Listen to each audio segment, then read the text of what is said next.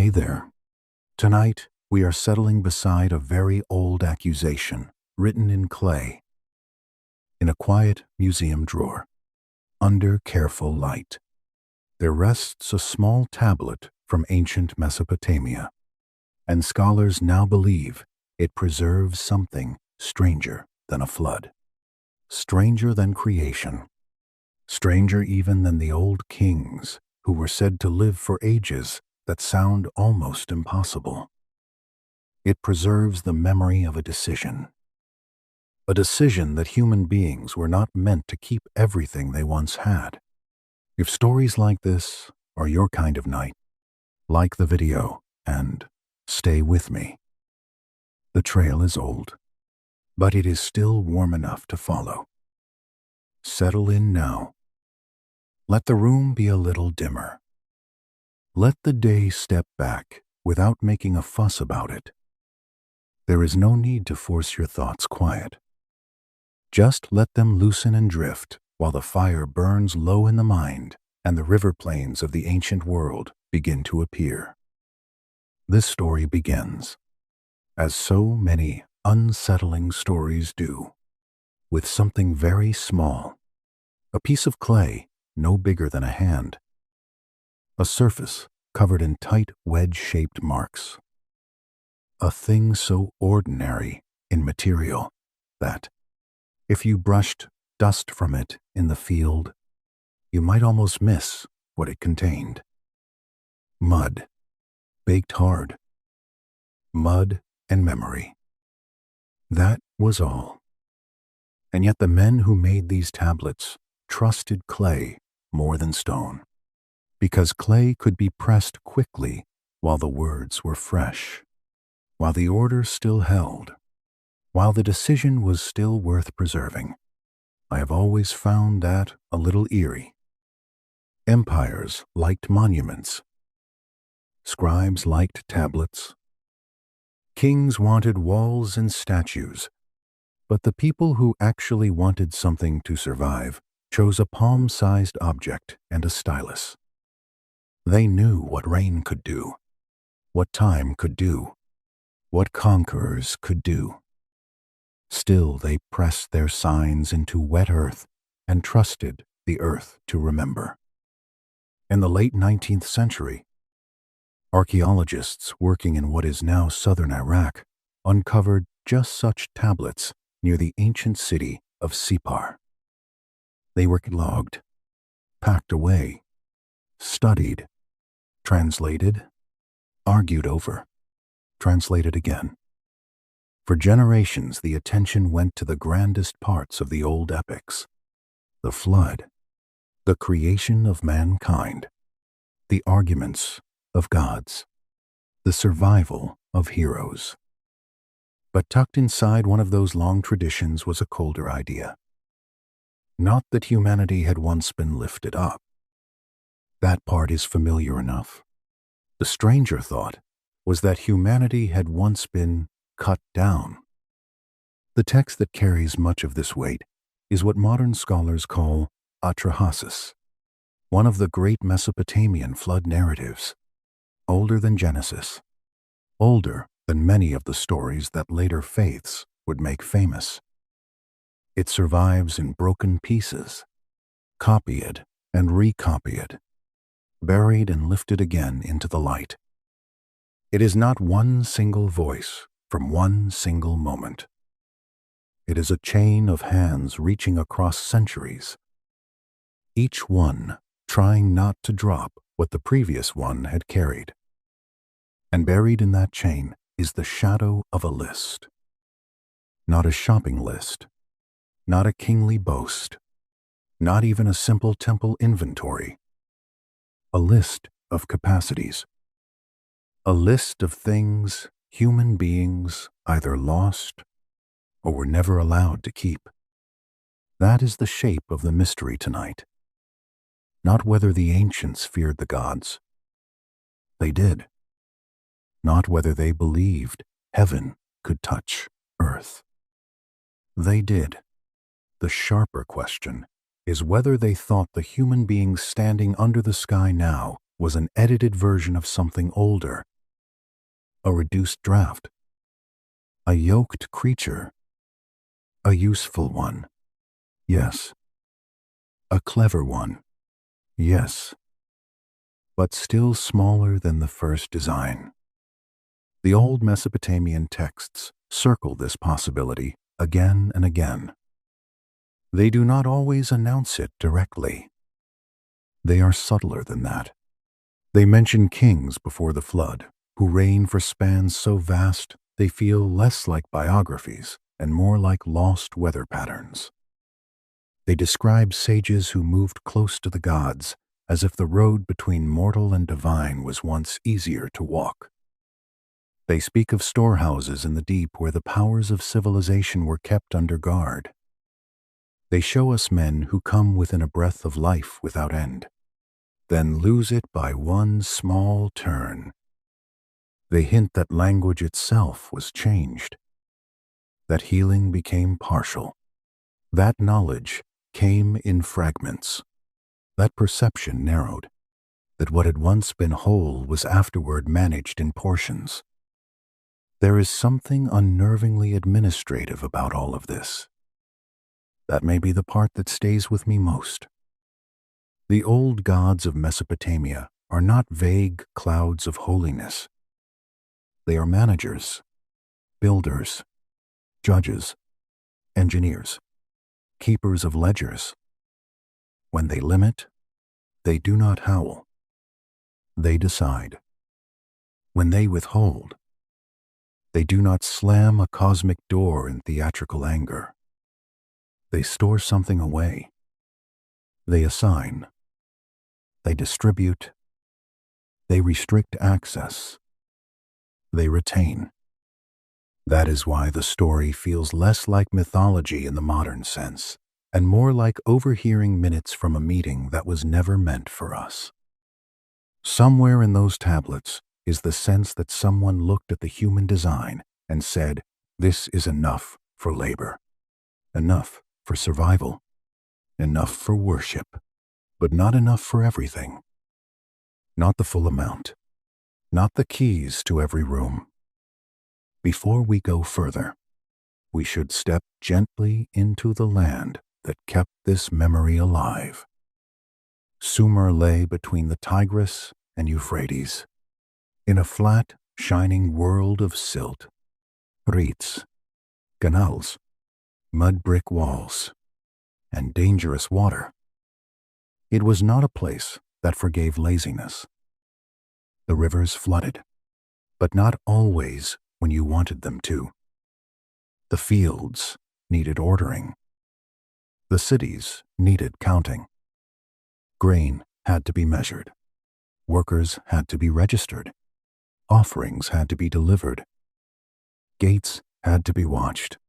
Contracts had to be copied. It was a civilization that learned early that memory is work.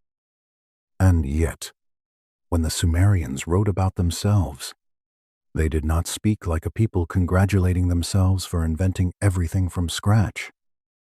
Again and again, their literature says something more unsettling and more beautiful. Civilization descended. Kingship descended. The arts descended. Order came down from above. The first cities were not simply human experiments in mud and ambition. They were places where something had been delivered. That wording matters. If a gift descends, someone above sends it. If a thing is deposited, someone keeps the inventory. If order comes down, then order also has a place from which it may later be withdrawn. I want you to imagine, for a moment, the oldest city in this tradition, Eridu, not as ruins first, but alive. Reed boats nudging the marsh edge, fish scales flashing silver in baskets. A temple platform lifted above wet ground. Priests walking slowly at dawn with bowls in their hands. Mud brick still cool from the night. The smell of river water, smoke, damp earth. A place where the boundary between land and water never sits still for long. The Sumerians placed Enki there, Lord of wisdom, Lord of the deep fresh waters below the earth, Lord of hidden designs. If there was a keeper of the human blueprint, it would be him. Quiet, clever, dangerous in the way that only a patient mind can be dangerous.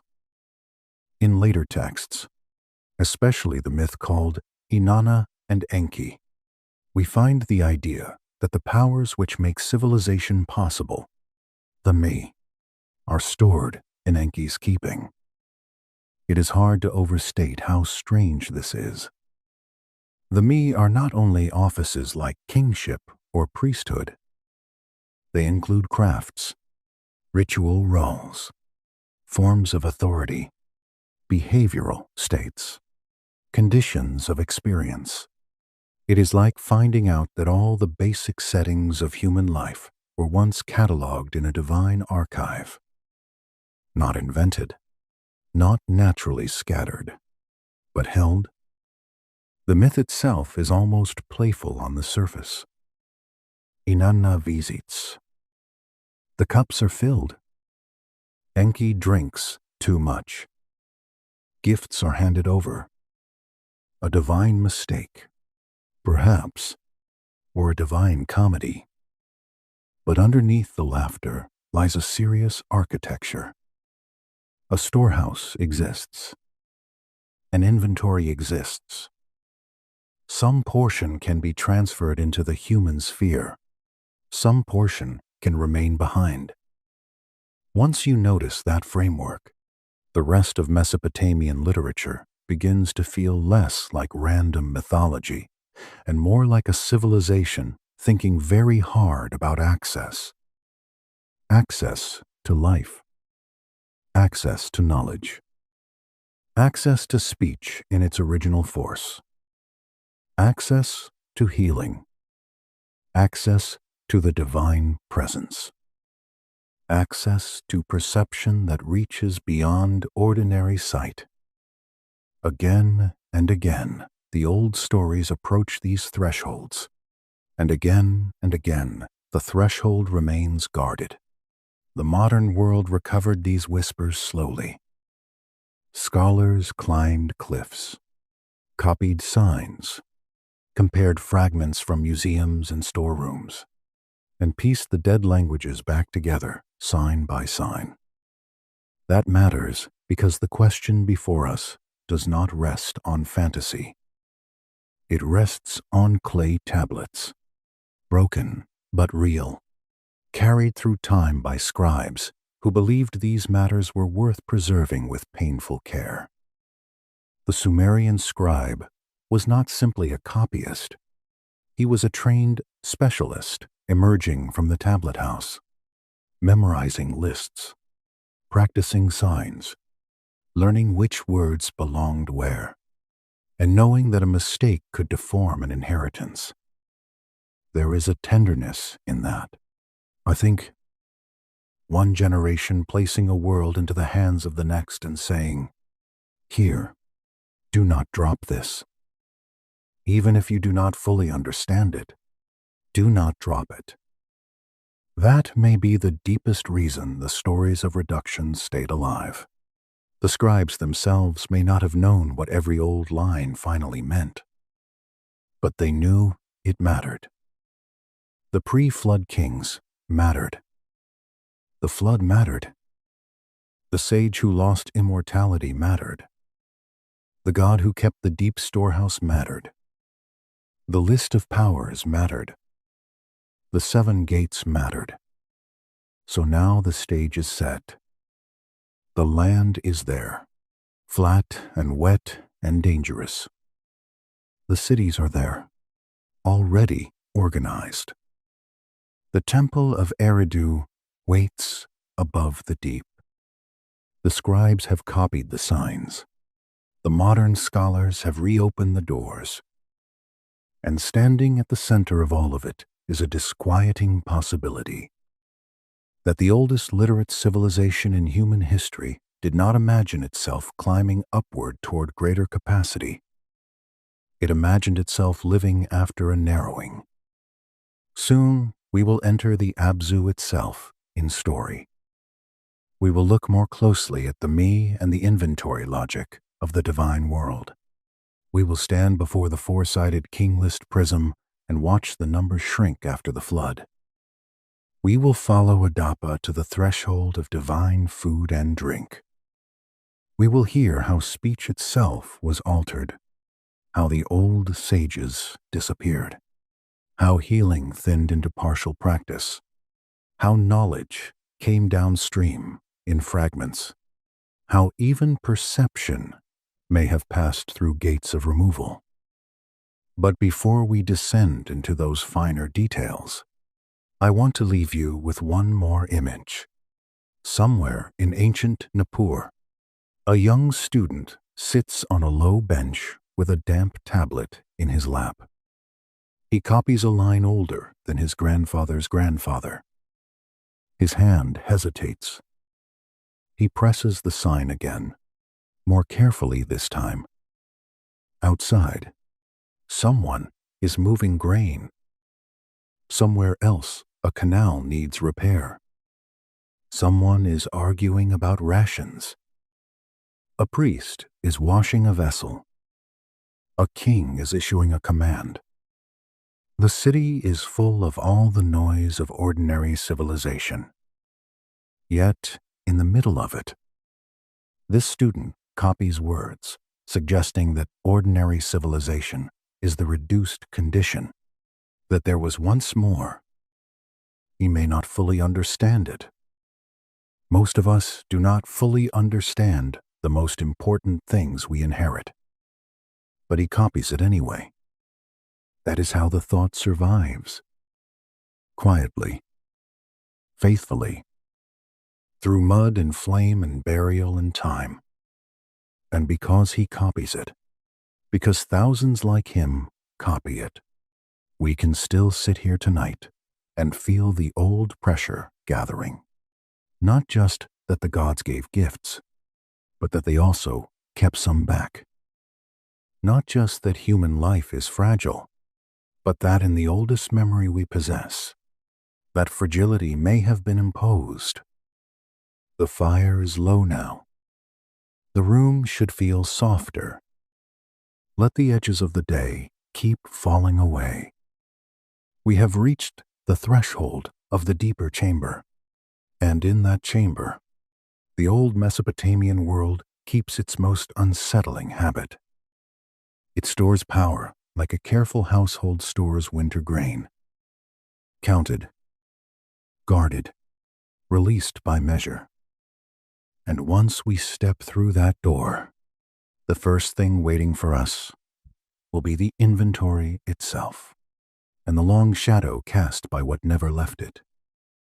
Once that first possibility settles in, the next question arrives almost on its own. Who were the people, strange enough, disciplined enough, and patient enough to preserve such an idea at all? To answer that, we need to walk slowly into Sumer, not as a name in a textbook, but as a living landscape, because the story of what humanity may have lost begins with a civilization that never spoke of itself as starting from nothing. The land was low and bright and wet. Southern Mesopotamia did not rise toward mountains or forests in any dramatic way. It spread. Mud flats, reed marshes, irrigation channels, fields cut by labor, villages lifting themselves again and again above flood lines. The earth there had a way of recording every footstep. A print in mud could hold for a while, then vanish. A wall could stand for years, then melt back into the same material from which it was made. In such a place, permanence had to be manufactured. It could not be assumed. That may be one reason the Sumerians became such tireless keepers of records. When your world is made of river silt, you learn to press memory into form before the water comes back. By around 3100 before the Common Era, at Uruk, clay tablets appear already carrying a remarkably mature administrative intelligence. Lists of grain, lists of sheep, lists of rations, labor counts, temple holdings. Not the awkward scratches of a culture just learning to remember, but the steady hand of one that already understands counting.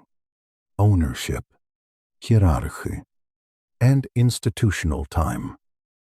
Honestly, that has always struck me as one of the strangest quiet facts in ancient history. Writing enters the record in Mesopotamia, looking busy. It does not wander in shyly. It arrives with a job. The earliest tablets are already doing bureaucracy, which means the habits behind them, the school training, the storage systems, the mental grammar of ordered knowledge must have existed before the clay record becomes visible to us. Civilization shows up not like a child taking first steps, but like a clerk opening the office door on Monday morning. The cities themselves carry that same unsettling completeness.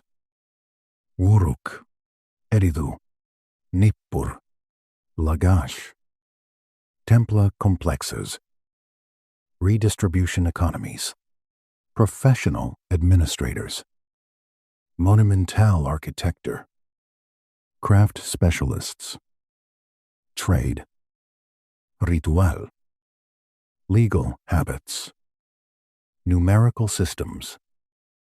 The old world between the rivers enters visibility already structured. Scholars rightly debate how gradual the prehistory beneath that visibility may have been. But from the perspective of the surviving texts, the effect is dramatic. Sumer stands in the historical light as though someone had already arranged the furniture before we arrived, and the Sumerians had their own explanation for that feeling. They did not say, with the cheerful pride of later empires, that they invented civilization by trial and error. They said kingship descended from heaven. They said the arts came down.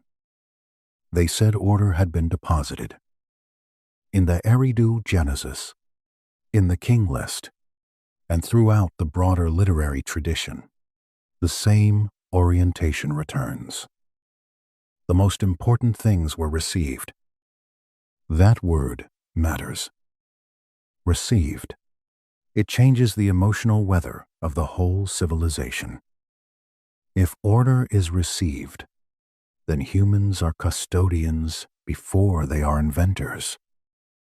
If kingship descends, then authority originates elsewhere. If the arts are delivered, then human culture begins, not with conquest of ignorance, but with stewardship of a gift. There is something humbler in that, yes, but also something darker. Gifts can be withheld. Gifts can be measured. Gifts can be recalled. Let us pause a moment at Eridu, because so much of the old unease seems to gather there. Archaeology places it among the oldest cities in southern Mesopotamia. In the texts, it is more than old. It is first city, first seat of descended kingship, first house of the deep, the place of Enki. The god of wisdom does not live on a mountain in this tradition. He lives close to wet ground, at the edge of marsh and river, above the hidden sweet waters beneath the earth. There is a quiet genius in that image. Wisdom is not only height, it is depth, not only lightning, also underground current, not only proclamation, also Storage. Enki is one of the most fascinating figures in all ancient literature. Not because he is simple, but because he refuses to be. He creates and withholds. He designs and deceives. He protects humanity in one text and limits it in another. He is the keeper of plans, the patron of crafts, the lord of the Apsu, the one who knows what lies beneath visible order. If there is any figure in the Mesopotamian imagination who would understand a reduced human design, it is him, because he is so often the one holding both the blueprint and the lock. In the later literary corpus, especially in the myth called Inanna and Enki, we find the idea that the powers which make civilization possible, the me, are stored in Enki's keeping. It is hard to overstate how strange this is. The me are not only offices like kingship or priesthood. They include crafts, ritual roles, forms of authority, behavioral states, conditions of experience. It is like finding out that all the basic settings of human life were once cataloged in a divine archive. Not invented, not naturally scattered, but held. The myth itself is almost playful on the surface. Inanna visits. The cups are filled. Enki drinks too much. Gifts are handed over. A divine mistake, perhaps, or a divine comedy. But underneath the laughter lies a serious architecture. A storehouse exists. An inventory exists. Some portion can be transferred into the human sphere. Some portion can remain behind. Once you notice that framework, the rest of Mesopotamian literature begins to feel less like random mythology and more like a civilization thinking very hard about access. Now the story begins to narrow toward one of the oldest and most haunting objects in the whole tradition. The four-sided clay prism known as the Sumerian king list. It rests today in Oxford, but its mind belongs to a much older world. The prism lists kings before the flood and kings after it. The difference between those two worlds is not hidden. It is shouted in numbers. Before the flood, the reigns are immense. Tens of thousands of years. The names themselves seem to stand inside a slower sky. Alulim, Alogar, Enmenluan. Figures whose time on Earth stretches far beyond anything later humanity would recognize. Scholars have long argued that these numbers are symbolic, and that is a serious and sensible view.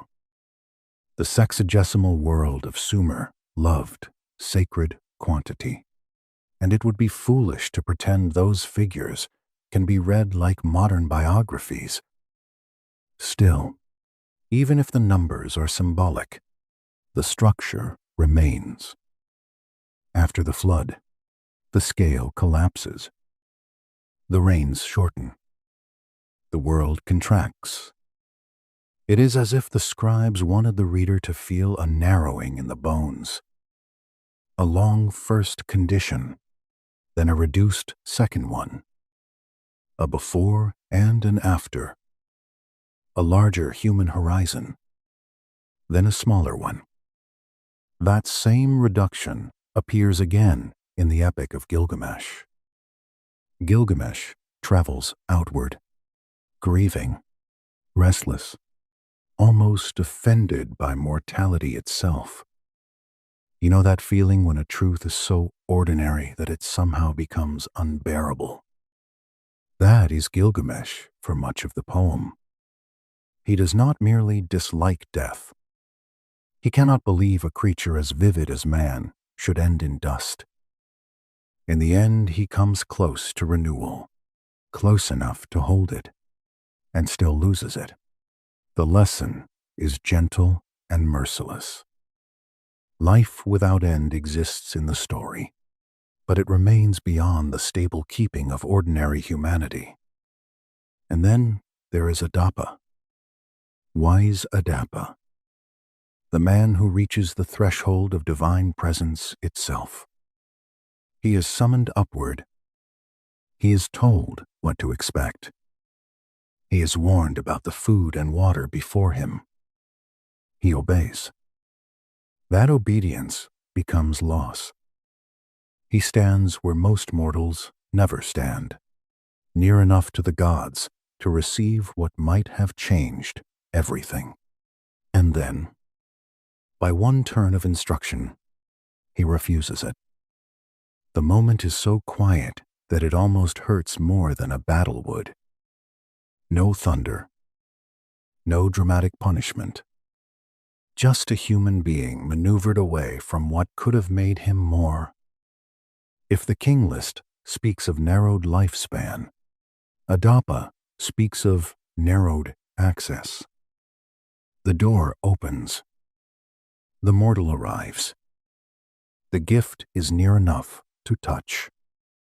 Yet the crossing does not happen. Mesopotamian literature seems almost obsessed with this kind of scene. Not simple exclusion from the start, but approach followed by withdrawal. Nearness followed by refusal. The pattern feels too consistent to be accidental. And if that were all, it would already be enough to make the fire burn lower in the mind. But the old texts go on. They remember sages before the flood, the Apkallu, who were not quite ordinary human beings, and not quite ordinary divine ones either. They stand in the tradition as mediators, teachers, bearers of skills, law, building, order, knowledge from the deep. After the flood, that line weakens. Later scholars preserve, copy, inherit, and comment, but they do not appear to possess the same quality of access. The old full channel is gone. What remains is transmission after the break. That is one of the saddest notes in the whole Mesopotamian archive. It is not a civilization celebrating that it has surpassed its ancestors. It is a civilization trying to be faithful after a loss, trying to remember well enough to continue, trying to keep fragments aligned after the main beam has shifted. From there, the story turns toward healing. The medical texts of Mesopotamia are practical in many places. Helps, poultices, mineral compounds, wound treatment. They are not the wild fog of superstition modern people sometimes imagine. But even there, the deeper structure remains. Healing is tied to Enki. The greater authority belongs above. Human treatment works, yes, but within limits. There are afflictions in the texts that only divine decision can lift. That suggests a gradient. Once again, not total absence of power in human hands, but a reduced current flowing from a larger source. The same is true of language. In Enmerkar and the Lord of Arata, there is a remembered condition in which humanity speaks in one tongue, one unified speech. Before that unity is altered, think about how intimate that is as an idea. Speech not merely as communication, but as shared order. Then the speech changes. Contention enters it. Division enters it. Language itself becomes part of the reduction. This is why the Sumerian scribes matter so much. They were not preserving childish fantasy. They were preserving an architecture of loss. Their brilliance was not only in inventing ways to count grain and track labor, though that was brilliant enough. It was in pressing into clay the possibility that human limitation was historical in the deepest sense, not merely natural, that there had been a turning, that someone had decided, that the consequences still lived in every body. Now the room should be quieter still. You can almost hear the reeds along the river if you let the mind lean that way. Mud brick cooling after sunset. Water moving softly in channels cut long ago by laborers who may themselves have believed they were working inside a diminished world. Scribes in lamplight. Priests at thresholds. A god at Eridu keeping count in the dark beneath the floor of things. We are very close now to the deeper inventory. Very close to the old storehouse and the stories that suggest exactly which capacities slipped out into human life and which remained under divine seal. We have crossed the plain, entered the cities, watched the signs come back to life, felt the long age shorten after the flood, watched a wise man refuse immortality, and seen how the civilization itself thought of its gifts as received and rationed. The next step is the most intimate one.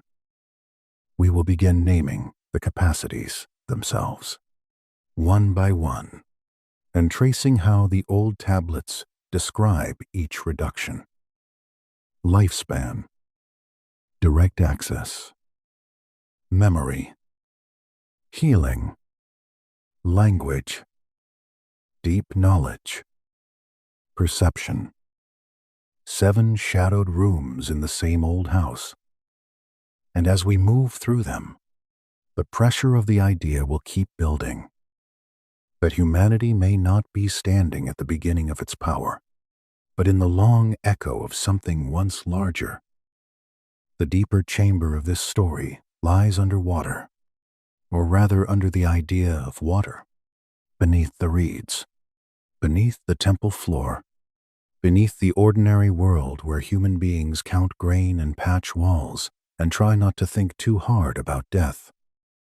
The Sumerians called that hidden place the Abzu. Fresh water under the earth. A secret reservoir. The dark living deep below Eridu, where Enki kept his house and, if the old texts are to be trusted, far more than his house. He kept an inventory there. If you were standing at Eridu in the earliest light, you would not see that inventory. You would see marsh birds lifting out of reeds, mud brick darkened by night moisture, priests walking slowly so as not to spill what they carried, the smell of wet clay, fish oil, smoke, and river breath. Somewhere, a worker coughs. Somewhere, a bowl touches stone with a small, bright sound. Life looks ordinary above the surface. That is part of what makes the old Sumerian imagination so unnerving. It always places the true mechanism one layer down. Enki is never only a god of wisdom in the vague, decorative sense. He is the keeper of procedures, the manager of foundations, the one who knows how things are fitted together before they appear fitted together. In later retellings, he can seem sly, even playful, the kind of figure who smiles while moving the world one finger width to the left. But the smile should not mislead us.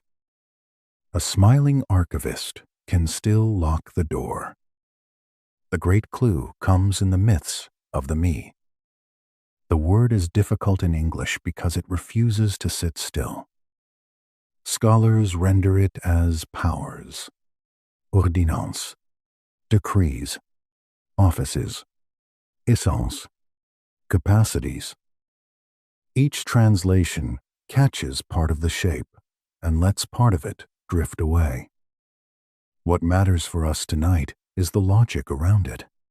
The me are not random blessings floating around the cosmos like perfume. They are held, stored, assigned, transported, lost, found, guarded, transferred. In other words, they behave like an inventory. That alone should make the fire burn a little lower in the mind. Inanna and Enki gives us the most famous scene. Inanna comes tueridu. Enki hosts her. There is feasting, drinking, warmth, the soft looseness that comes when a room feels safe enough for the rules to breathe out a little. Then Enki begins handing things over. Kingship, priesthood, craft, authority, ritual roles, conditions of culture. It is almost comic on the surface. A divine lord grows too generous with the wine and gives away the household treasury. But comedy is often how old literature hides a knife.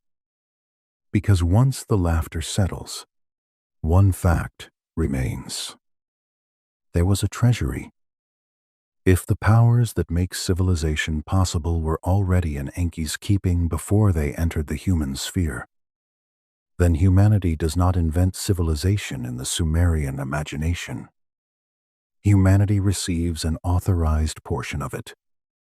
This is why the story never feels like a cheerful tale of progress.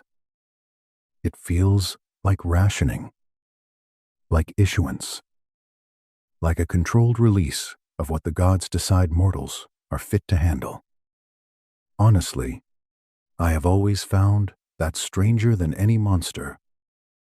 A monster can be fought or fled, or at least described. An inventory cannot be argued with in the same way. It implies paperwork in the bones of existence. It implies that what we call human nature may partly be a distribution schedule. Let the thought settle for a moment. The scribes of Mesopotamia did not imagine a wide-open dawn where human beings were placed in an empty world and told to do their best. They imagined a world in which the best things already existed in a divine repository, and the human story began when some measured portion of those things was allowed to descend. That word returns again. Descend. The Sumerian king list uses it with almost chilling calm. After the kingship descended from heaven, the kingship was an residue. There is no dramatic trumpet around the statement. No need. The simplicity makes it stronger. Kingship comes down, and once it comes down, it has a seat. It resides somewhere. It is not generated by human negotiation. It does not rise upward from the village. It arrives. And if it arrived, it could arrive in different amounts. This is where the old prism in Oxford begins to glow in a darker way. At first, the king list can seem like a glorious absurdity. Before the flood, the kings rule for lengths so enormous that the modern mind almost laughs to protect itself. 28,000 years. 36,000 years. Reigns stretching into distances that no ordinary biography could inhabit. Scholars have every right to say these numbers are symbolic, numerological, ceremonial, part of a literary and cosmic system rather than straightforward history. That is a serious view, and it deserves respect. But even under that view, the structure remains the same. Before the flood, greatness is measured in vastness. After the flood, the scale contracts. This contraction is the heart of the part we are in now. The old text does not wander gradually downward. It falls. A break. A deluge. A world interrupted. Afterward, kingship descends again, but it descends into a tighter frame. The long impossible spans are gone, or at least sharply diminished. Human time grows smaller. Life becomes something more compressed, more brittle, more recognizable to us. That pattern matters because it is not isolated. Gilgamesh carries the same wound in another register. He is powerful, radiant, restless, half furious at the structure of mortality itself. His grief after Enkidu dies is not merely personal. It is civilizational. He goes searching for the edge of the human condition as though it has been imposed unfairly, as though somewhere beyond the ordinary limit there remains a hidden clause, a way back, a forgotten exception. And for one brief, aching moment, he comes near renewal. The plant is real enough to hold. The possibility is real enough to breathe. Then a serpent takes it, and the old order closes again with almost rude efficiency. What I hear in that episode is not just the lesson that men must accept death. I hear the echo of a deeper irritation. That life without end exists in the archive of myth, exists close enough to be named, close enough to be sought, and yet remains outside ordinary human keeping. Retained. Again, that cold, beautiful word. The first of the 7 losses, then, is lifespan in its wider, divine, or pre-flood form.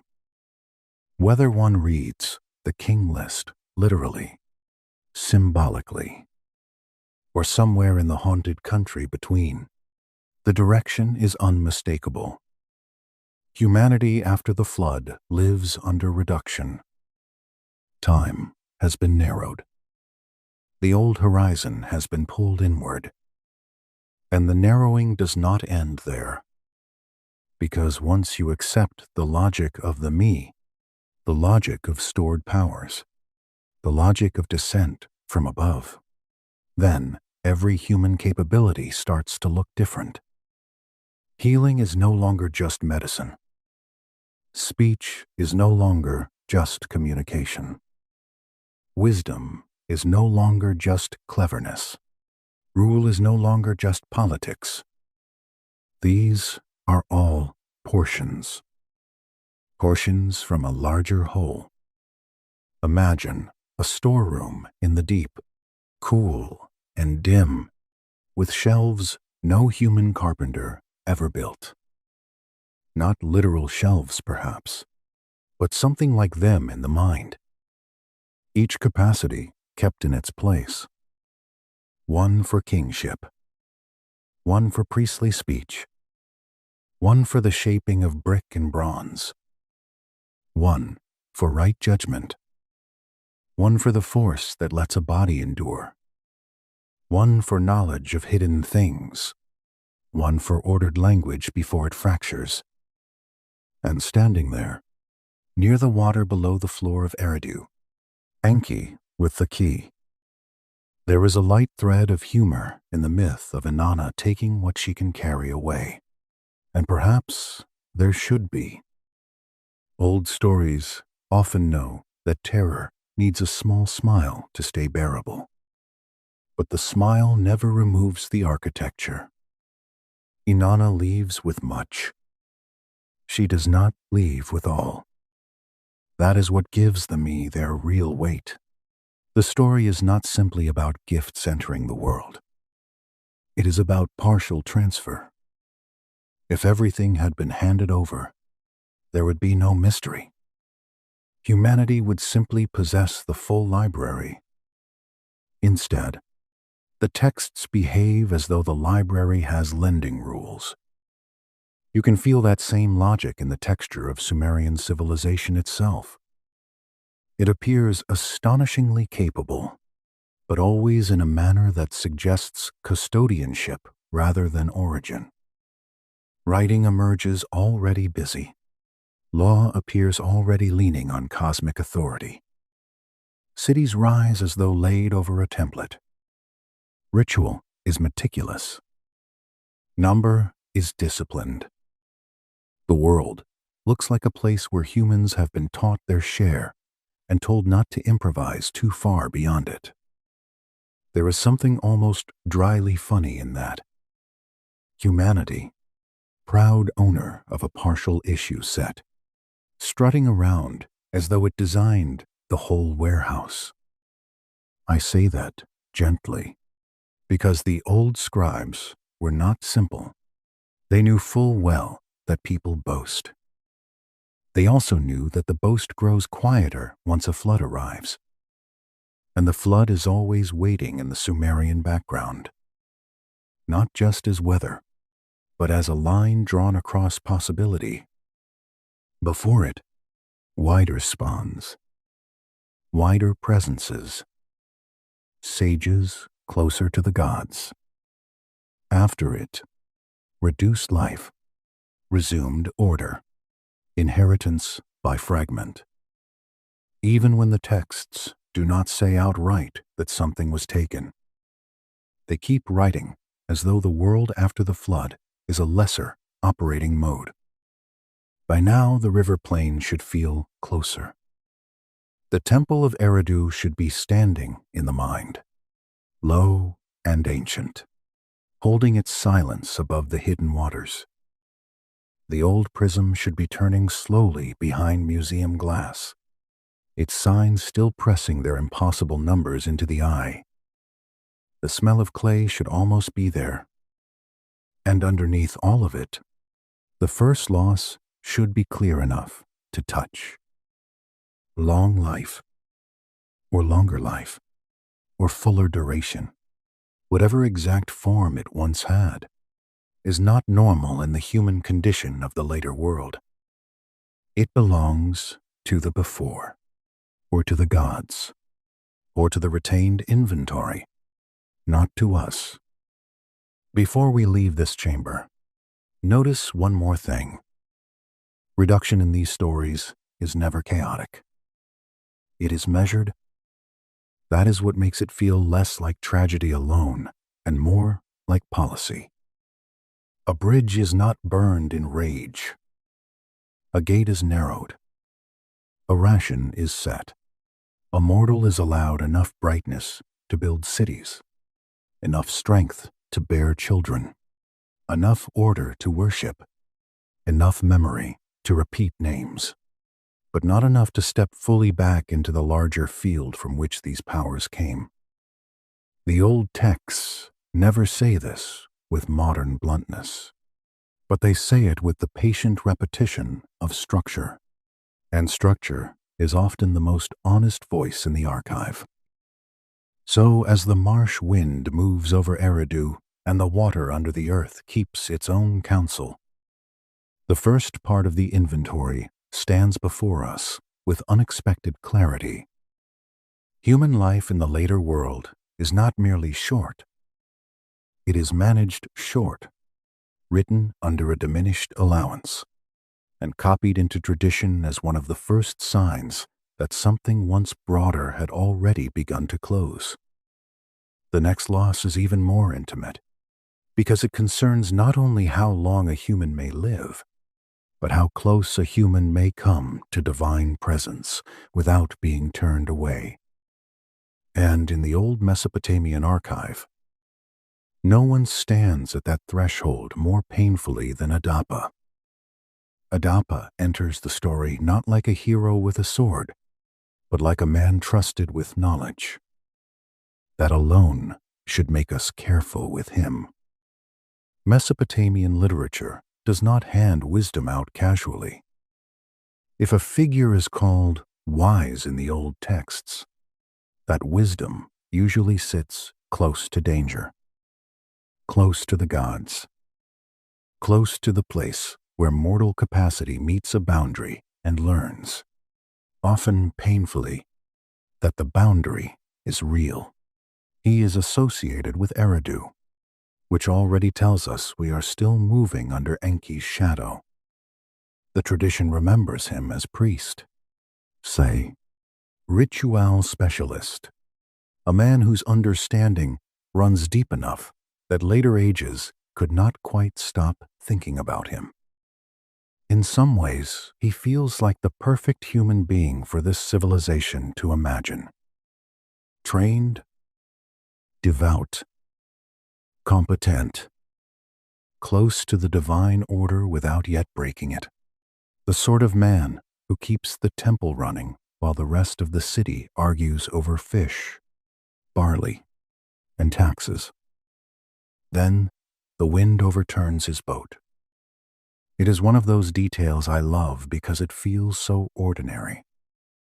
Not a war, not a cosmic dragon, not some shining apocalyptic event. Just a man on water, a southern wind, a boat disturbed. For a moment, the world of gods and the world of work touch through irritation. Adapa, in anger or necessity, breaks the wing of the south wind. Suddenly the matter escalates beyond the human scale. The court above notices. The summons goes out. The wise man of Eridu must come before Anu. Try to feel the texture of that ascent. The old stories do not need to explain every step to make it powerful. A mortal leaving the ordinary world. Temple dust left behind. The smell of reed mats and river mud fading. The body carrying instructions upward like a sealed message. If you were standing there with me, I think that would be the moment the chest tightened a little. Not from fear, exactly.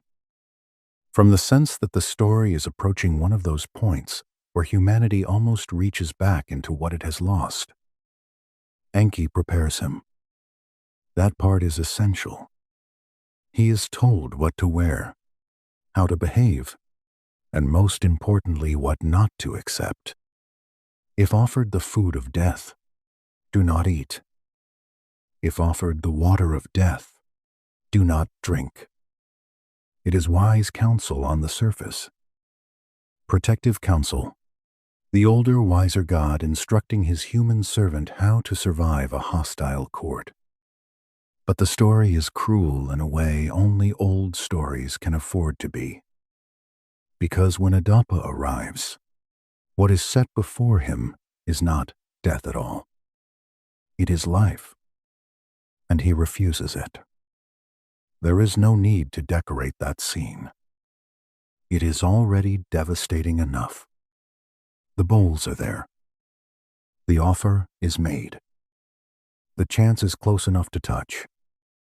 And the wise man, the faithful man, the man who has done exactly what he was told, turns immortality away with his own hands because he has trusted the instruction given to him. Some scholars read the episode as a tale about the limits of human wisdom. Others see a ritual or political allegory. Others still argue it dramatizes the difference between divine and mortal spheres in a way never intended as literal history. All of those readings have weight, but none of them remove the emotional architecture. A human being approached the threshold of enduring life and was diverted from it by a system of command, obedience, and concealment. If the king list showed lifespan narrowing in grand numbers, Adapa shows the narrowing in a single human gesture. What unsettles me most is that the loss comes through loyalty. He does not fail through arrogance. He does not seize what is forbidden. He does not swagger into the divine hall and insult the furniture. He obeys. He is exactly the kind of human a god should want near him. And that obedience becomes the mechanism by which the greater gift remains out of reach. That is a very Mesopotamian kind of sadness. The old world between the rivers is full of commands, protocols, proper forms, correct speech, the right robe, the right vessel, the right order of approach. It is a civilization that knows the difference between chaos and procedure. In such a civilization, the cruelest loss is not always open punishment. Sometimes it is receiving the wrong protocol at the exact right time. And once you notice that, the second of the great reductions comes into focus. Direct access to the gods, not merely prayer from below, but real approach, real exchange, real possibility of crossing into a fuller condition, has become restricted. The door may still open for a chosen few, but the crossing is controlled, unstable, and often refused at the last instant. Adapa stands there like a hinge in the tradition. Behind him, something older seems possible. In front of him, ordinary humanity remains what it is, bounded, dutiful, finite. No wonder later scribes kept copying the story. It preserves the feeling of a lost permission better than almost anything else in the archive. This is where the Apkallu begin to gather at the edge of the firelight. The antediluvian sages are among the strangest beings in Mesopotamian memory. Part human, part more than human, associated with deep knowledge, ritual, order, architecture, law, and the transmission of civilizational skills. Later tradition often imagines them in fish form, emerging from the waters, servants or emissaries of Enki, carrying order from the deep into the human world. It is easy for the modern mind to treat such beings as decorative mythology, but that does not fully explain how they function in the old imagination. They are not random marvels. They are channels. That word matters because it leads us into the third great reduction, pre-flood memory. Before the flood, the world of the texts feels more crowded with intermediaries. Sages move more freely. Divine instruction seems less remote. The early kings and the early culture are wrapped in a thicker atmosphere of contact. Then the flood comes. Water over the old order. Water over the cities. Water over the long spans and the first arrangements. Even where archaeology remains cautious, the literary effect is unmistakable. The flood is not only catastrophe, it is interruption. That interruption changes everything. The Eridu Genesis preserves a version of the story in which Zeus Sudra is warned and survives. Atrahasis gives us another powerful branch of the same memory. Gilgamesh carries yet another. However, one weighs their differences. One pattern stands still beneath them. After the waters recede, civilization resumes, but it does not resume as though nothing has happened. Kingship descends again. Cities are reestablished. Ritual continues. Human life goes on. Yet the feeling is different. The world after the flood is a restoration under diminished conditions, not a seamless continuation of the wider first order. This matters because memory after catastrophe is never simple. Ask any archive after a fire. Ask any family after a migration. Ask any city after war. Things return. Yes, but they return thinner. A few names survive. A few procedures survive. Enough survives to keep the line going, but not enough to make the new world feel whole. That is what I hear in the Mesopotamian post-flood imagination. Continuity, yes, but continuity after fracture. The sages help us see this more clearly.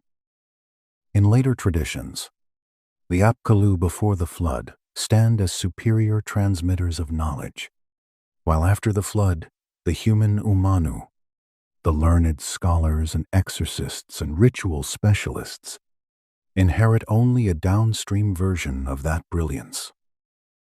They preserve, kumo, and maintain, but they do not radiate with the same strange authority as the first teachers from the deep. The line has not vanished. It has narrowed, narrowing again, always narrowing. What the flood seems to take, then, is not just cities, not just lives, not just the obvious architecture of a physical world. It takes density of contact, density of memory, density of transmission. The full archive of the before becomes unavailable to the after, except in fragments, copied signs, ritual lists, and inherited names whose original force may no longer be fully understood. This may be why the Sumerian scribes feel so moving to me. They are not triumphant founders writing the first chapter of an upward human story. They are caretakers after a break. Men in tablet houses pressing signs into wet clay because they know forgetting is stronger than pride. Even when they cannot restore the first condition, they can at least refuse to let it vanish without a trace. Picture one of those scribes at Nippur. The room is low. Shelves hold tablets in rows. Lamp smoke hangs lightly under the roof. Outside, donkeys complain about being donkeys, which is one of the few constants in history generous enough to remain funny. Inside, the student copies a line about a sage from before the flood, a being closer to wisdom than he can ever expect to be. He does not throw the line away because it sounds excessive. He keeps it. That act of keeping is everything. The flood, in that sense, is not only a disaster inside the story, it is the reason the story became necessary. Without the break, there would be less need for preservation. With the break, preservation becomes sacred labor. That is why so many of these texts feel like fragments from a damaged operating manual. They are trying to remember enough to continue the rites, enough to justify kingship, enough to explain why human beings seem built for order, yet perpetually shadowed by limitation. And this is where the old pattern grows darker still. Once lifespan is reduced, and direct access is restricted, and pre-flood memory becomes fragmentary, the human condition begins to look less like immaturity and more like managed aftermath. The person in the later world is not a primitive awaiting improvement. He is a survivor inheriting damaged instructions. You can feel this in the gentle bitterness of the literature. Gilgamesh seeks and loses. Adapa approaches and refuses.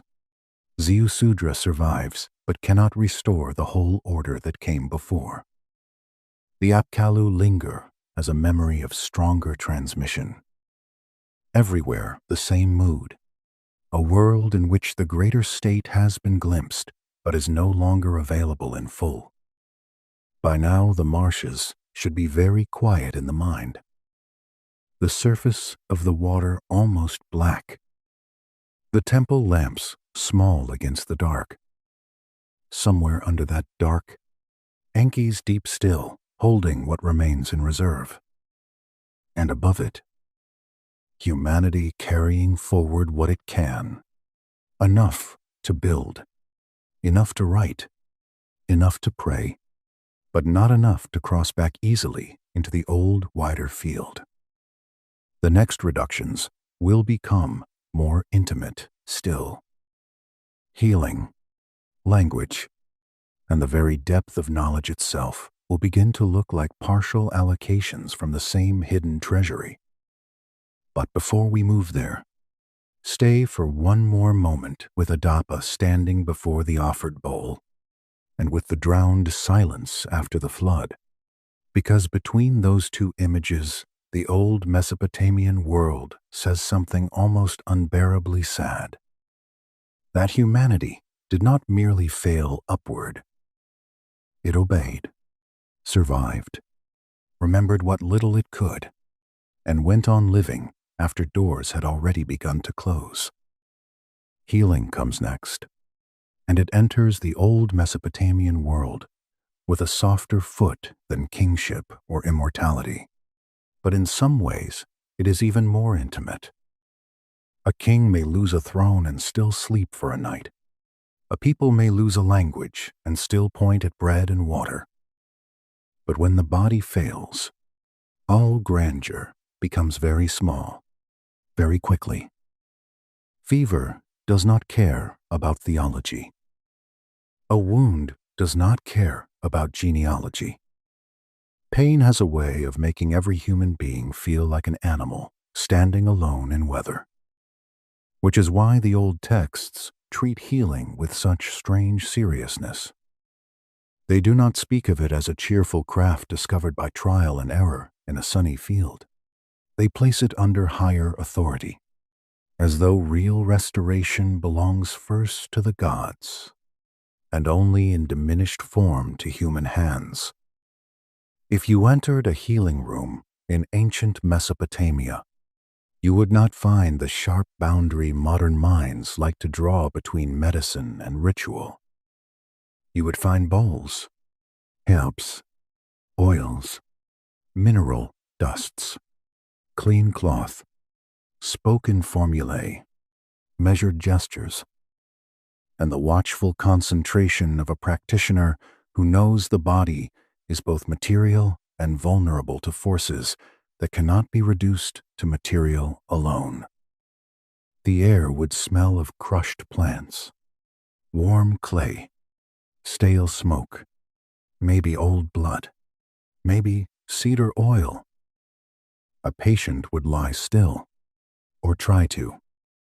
Someone would murmur. Someone else would grind an ingredient with patient circular pressure.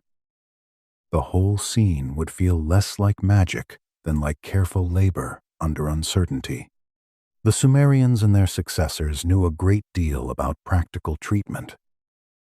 The old tablets from Nippur and elsewhere preserve remedies for wounds, swellings, skin trouble, digestive distress, and pains that can still be recognized across the millennia. There is nothing childish about many of these procedures. They observe. They classify. They test combinations. They repeat what seems to work. Yet behind all this skill, there remains a larger atmosphere. Human treatment exists. Yes. But it exists inside a world where full power over life and health is not human property. It is granted in streams, not handed over as a river. Enki again stands close to the center. That should not surprise us now. Lord of wisdom, Lord of the deep, hauler of plans, keeper of storehouses, he is also tied to restoration, shaping, and the hidden knowledge by which broken things may be set right. In some myths, he corrects defects, improvises solution, and navigates the awkward consequences of divine decisions with a calm intelligence that feels almost medical. he does not rage much. He adjusts. He works around damage. It is as though the tradition wants us to feel that healing in its fullest form belongs to the same deep archive as all the other withheld capacities. That becomes painfully clear in Atrahasis. Before the flood, there are plagues, scarcity, and divine measures aimed at restraining humanity. Disease is not simply an accident of dirty water and bad luck in that world. It can be policy, a reduction applied through the body. The text presents human suffering not as random cosmic static, but as something that may intensify or ease according to decisions made above the human field. This is a chilling idea, but also an illuminating one. If affliction can descend in that way, then health too is not fully self-owned. It can be protected, interrupted, or thinned from a higher level of order. Later, Mesopotamian healing practice preserves this tension beautifully. The Asu, the practical healer, mixes compounds and attends to surfaces, while the Ashipu, the ritual expert, addresses the invisible dimensions of illness. Modern categories want one to be medicine and the other superstition. The old world was wiser, or perhaps more frightened. It understood that pain never arrives as one clean thing. A sick person needs herbs and words, touch and meaning, treatment and reassurance. In that sense, the Mesopotamians were not confused. They were observing the full human condition better than many modern systems do. Still, for all their skill, the old texts never let healing become total. No tablet gives mankind the full key. No myth says that Enki opened the deep storehouse and simply handed over unrestricted restoration. Human healers work in fragments, with partial recipes, partial outcomes, partial victories. The body may be improved, soothed, stabilized, but it remains mortal, damageable, under sentence. That is why healing belongs in this inventory of reductions. The capacity did enter the world, but not in its complete divine range. Humanity receives enough medicine to continue, not enough to abolish suffering altogether. I think that is part of why the medical tablets feel so moving. They are full of effort, quiet, repetitive, intelligent effort. They do not read like the notes of a species that owns perfect repair. They read like the work of people doing everything they can with what little has made it downstream. Someone has kept the recipes. Someone has remembered the plant names. Someone has learned which paste cools and which one burns. Someone has stood beside a feverish child in the dark and hoped that the God who allowed skill would also allow it to be enough tonight. That hope lives in the tablets as much as any ingredient does. And then, just when the body begins to feel like the center of the story, the tradition turns toward the tongue. Language is such an ordinary miracle that most days we hardly notice it. We move inside it the way fish move in water. But old civilizations often knew better. They felt that speech itself was power, and that a shared language was not merely convenience, but order. To speak together was to inhabit one world. To name well was to align with structure. To pray, judge, trade, sing, command. And remember, in one tongue was to live inside a common architecture of reality. That is why the story of Enmerkar and the Lord of Arata matters so much here. Buried inside its rivalry, its boasts, its diplomacy, and its ceremonial grandeur is a remembered condition in which humanity once spoke in one language, one speech, one tongue, praising the gods together. Then the speech changes. The lines are difficult and much debated, but the broad implication has haunted readers for generations. Enki alters the speech in human mouths. Unity breaks. Division enters. The world of one tongue gives way to a world of many. Scholars argue over exactly how to translate and interpret the passage, and they are right to do so. Serious reading deserves care. But even with all reasonable caution, the emotional force remains.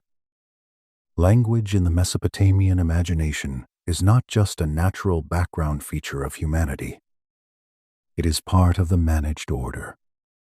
And if it changes by divine action, then speech itself belongs among the things that can be narrowed. Imagine that older condition for a moment, not in a childish, universal tourist phrasebook sort of way, but as something much more profound. A world in which praise, command, ritual, law, grief, and memory move through one coherent medium. No mistranslation. No division of peoples by speech. No distance opening inside the very act of naming.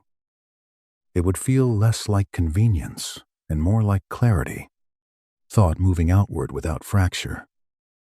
Human beings inhabiting one verbal sky. Then imagine that sky splitting. That split changes everything. Politics, of course.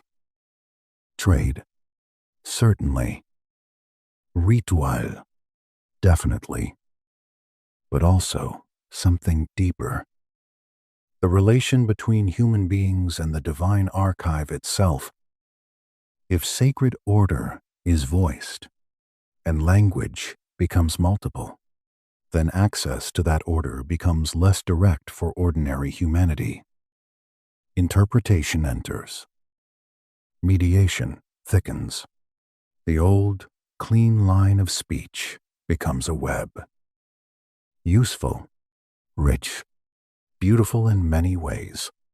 Yes, but also fractured. There is something almost tenderly tragic in the way Mesopotamian tradition handles this. It does not simply celebrate multiplicity as creativity. It remembers unity as a prior condition. That does not mean later plurality is evil. It means plurality arrives carrying the ache of a loss. Once again, the pattern holds. Humanity is not moving from less to more. It is living after a narrowing. No wonder scribes mattered so much in such a world. If speech can fracture, then writing becomes a kind of bridge thrown across the gap. Signs pressed into clay do not solve everything, but they slow the drift. They let one city speak to another across time. They let a student copy a line that even his teacher may only half understand and still carry it forward. Writing becomes a partial antidote to the wound language itself has suffered. There is even a faint humor in that, the sort that ancient history sometimes permits if you sit with it long enough. Humanity loses the seamless gift of one tongue. So naturally, it responds by inventing schools, dictionaries, lexical lists, and generations of exhausted students hunched over clay tablets trying to remember which sign goes where. It is a very human answer to a divine reduction. Fine, the old unity is gone. Then we will organize the fragments until our backs hurt. And they did. That labor deserves more respect than it gets. Every lexical tablet, every bilingual list, every copied sign, every careful school exercise is evidence of a civilization refusing to surrender entirely to fragmentation. The old one's speech may be gone, but disciplined memory still resists the fall. So healing and language stand together more closely than they first appear. One concerns the wounded body, the other, the wounded social mind. In both cases, humanity receives enough to continue. Enough to build cities and rituals and archives. Enough to survive, but not enough to re-enter the larger, cleaner state that the old stories remember. The healer works with limited remedies. The speaker works inside divided tongues. Both live downstream from a more complete condition. By now, the room around us should feel gentler, and darker too. A bowl on a low table. A hand mixing herbs. Another hand pressing a wedge into damp clay. A whisper in one language. Then another.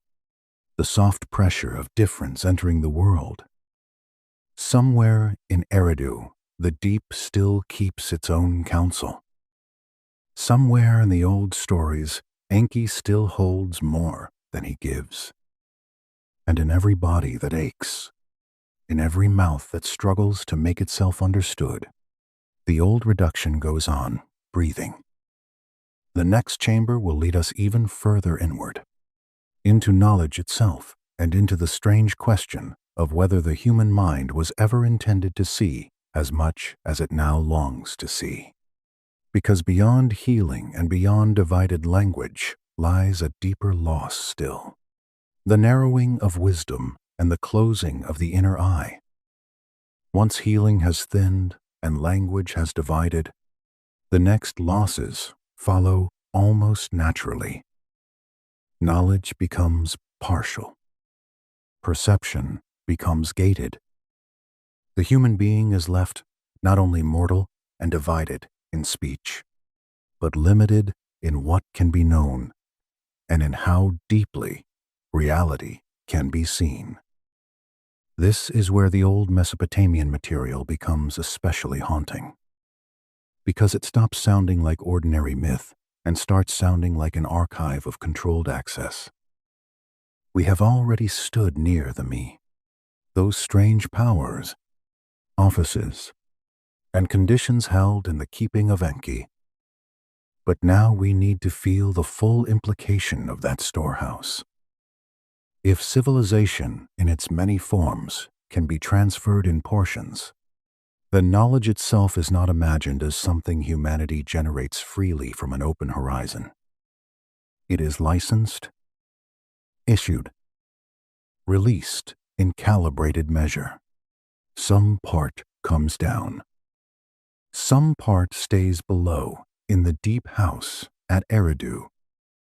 That pattern is easy to miss if one reads the old texts only for plot. But once you read them for structure, the same sensation keeps returning. A larger archive exists. Humanity lives from selected portions of it. The gods are not merely teachers. They are custodians deciding how much the student may keep. The story of Inanna and Enki makes this visible with almost mischievous clarity. Inanna receives many of the me and carries them to Uruk.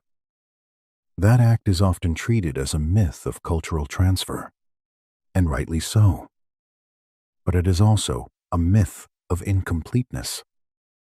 Even in its boldness, even in its playful theft, it never suggests the whole treasury has emptied. Human civilization gains magnificence. Yes. Cities rise. Rule thickens. Ritual flowers. The arts breathe. Yet the deep storehouse remains. The point is not that nothing was given. The point is that not everything was. That is the sixth reduction. Unrestricted knowledge. I do not mean simple ignorance. Human beings in the Mesopotamian world are not imagined as fools. Far from it. They build, measure, govern, calculate, heal, worship, trade, sing, record, and interpret. Their cleverness is obvious and respected, but their cleverness does not equal full access. It operates inside a ceiling, a high ceiling, perhaps, but still a ceiling. This becomes darker in Enki and Ninmah, where humanity is shaped for labor and continuity rather than total divine likeness. The creation scenes in Mesopotamian literature are never especially sentimental. Humans are useful. Humans are needed. Humans relieve divine burdens. Even when the myths show care, they show design more than affection. That design logic matters. A creature made for work does not necessarily receive the whole archive of the one who designed it. It receives enough understanding to carry the yoke, enough skill to keep the canals running, enough ritual intelligence to sustain the temples, enough social order to support kingship. More than that may not be required. More than that may even be dangerous. There is an almost chilling efficiency in this idea. The gods do not need stupid workers. They need capable ones. So humanity is not made dull. It is made sufficient. And sufficiency can feel almost cruel when one senses that abundance remains locked nearby. That may be why Mesopotamian wisdom literature has such a restless edge to it. Again and again the human mind reaches upward, asks, calculates, interprets omens, reads stars, composes laments, teaches students, preserves lexical lists, and still encounters mystery it cannot cross.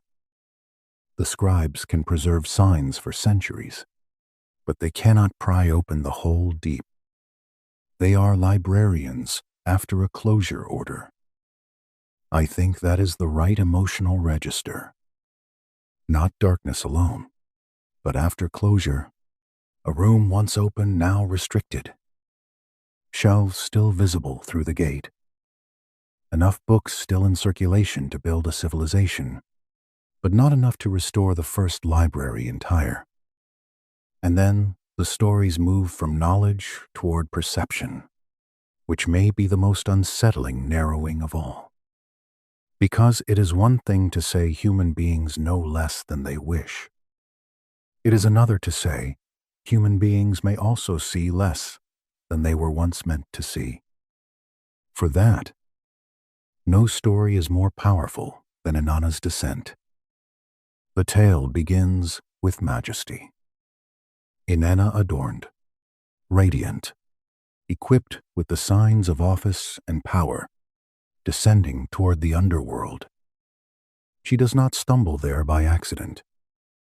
She chooses the road, and every step brings her to a gate. At each gate, something is removed. Crown, jewelry, rod, garment, symbol after symbol, layer after layer, until the great figure who entered, clothed in divine capacity, stands stripped before the deeper realm. The old myth is rich with ritual and political meaning. But tonight, what matters is the pattern of removal. Passage downward requires surrender of attributes. Access to the hidden world is not granted to the fully armed self. It is gated. conditioned, costly. The deeper the realm, the fewer of the upper world powers may be carried into it. That is why the story belongs here. It preserves in ritual form the feeling that fuller perception is not ordinary human property. It lies across thresholds. It belongs to beings who can move between levels of reality more freely than we do, or at least used to. For the later human condition, the gates remain, but the passage comes with loss. If you slow the story enough, it becomes almost unbearable. A latch lifted, a question asked, a command given, another ornament removed. The body growing lighter in one sense and more vulnerable in another. The bright, audible world of crown and public presence fading. The silence of the deeper place drawing nearer. This is not just a journey to death. It is a dramatization of narrowed access to hidden reality. Mesopotamian divination traditions reinforce the same feeling from another angle. Omens, dreams, extispici, celestial signs, ritual interpretation. All these suggest that the invisible order has not vanished entirely. It can still be read in pieces, but it is no longer directly and evenly available. It must be inferred from livers, stars, storms, dreams, births, and symbolic correspondences.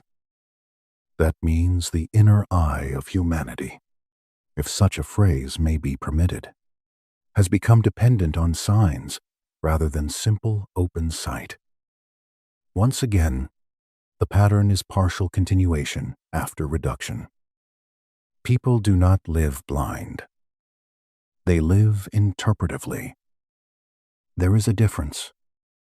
To live by direct perception would mean seeing the hidden structure plainly. To live interpretively is to gather fragments and assemble them with discipline, hoping the pattern holds. That is exactly what Mesopotamian scholars did. They built massive omen series, copied observations across generations, and turned attention itself into a professional art. This was not because the unseen world was absent. It was because it was no longer immediately legible. What a strange dignity there is in that. Humanity deprived of unrestricted knowing and unrestricted seeing responds by becoming painstaking. It watches. It records. It compares. It invents scholarship because revelation has become intermittent. And yes, there is even a little quiet comedy there too. Because of course, the human answer to cosmic limitation is to found schools and then burden children with memorization. Very well, the gods have narrowed the field. Then we will at least keep notebooks. Those notebooks mattered. The omen collections, lexical series, star lists, ritual manuals, and commentaries all testify to a civilization laboring under the sense that truth is available, but only in coded portions. Enough to keep the connection alive. Not enough to make the connection effortless. This seventh reduction, then, is not the total loss of contact with invisible reality. It is the loss of open, unmediated perception. The later human world still receives signs, but through veils. Still knows, but by assembly. Still senses, but through gates. Inanna's stripped descent gives that truth its most unforgettable shape. The underworld is real. The path exists. But the equipped self cannot cross it without surrender. When these last two reductions, are placed beside the earlier ones. The full architecture begins to emerge. Lifespan narrows. Direct access narrows. Pre-flood memory fractures. Healing thins. Language divides. Knowledge is portioned. Perception is gated. The pattern is too consistent to feel casual. It runs through stories, hymns, epics, king lists, and wisdom traditions like an underground watercourse.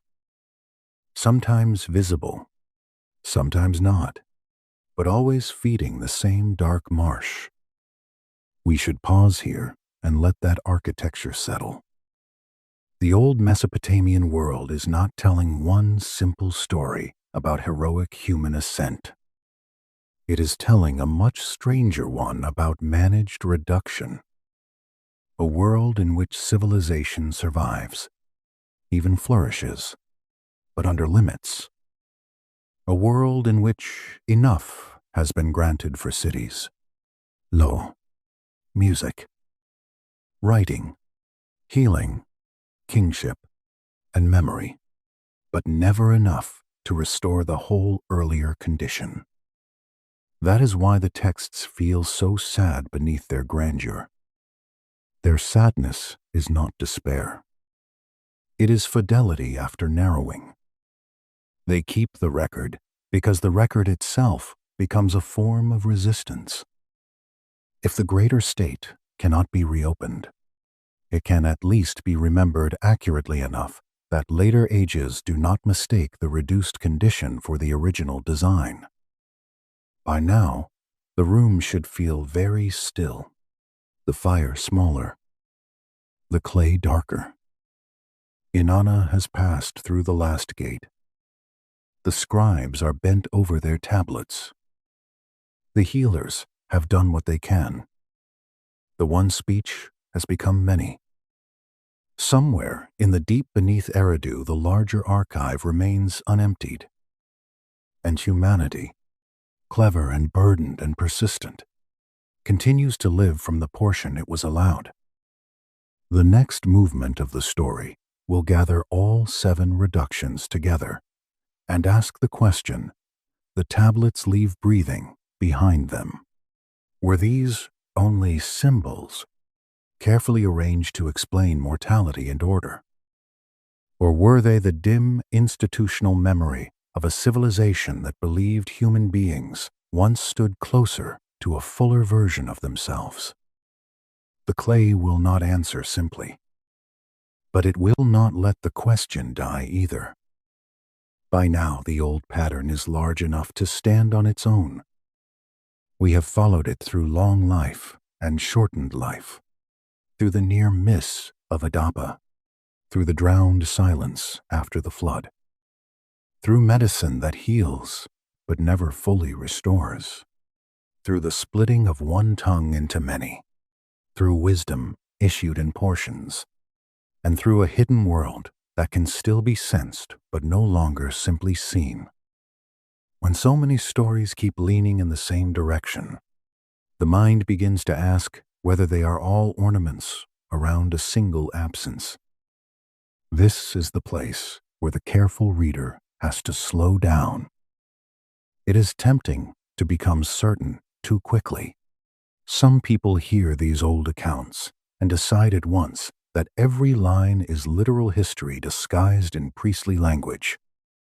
Others hear the same lines and dismiss them at once as poetic fog, useful only for what they reveal about human imagination. The Sumerian tablets themselves, rather annoyingly and beautifully, do not make it so easy. They preserve structure with too much discipline to be waved away. Yet they remain symbolic enough that any simple modern certainty feels clumsy. Still, the pattern remains. That matters. The texts come from different cities, different periods, different scribal environments. and sometimes from languages layered over older languages. Sumerian becomes Akkadian memory. Akkadian becomes Babylonian inheritance. Fragments are recopied, reframed, tightened, commented on. Yet through all that transmission, one quiet direction keeps surviving. Human beings are not described as climbing toward a first fullness. They are described as living after reduction, after narrowing, after the setting of limits. If it were only one story, one odd tablet, one drunken divine banquet, perhaps we could ignore it.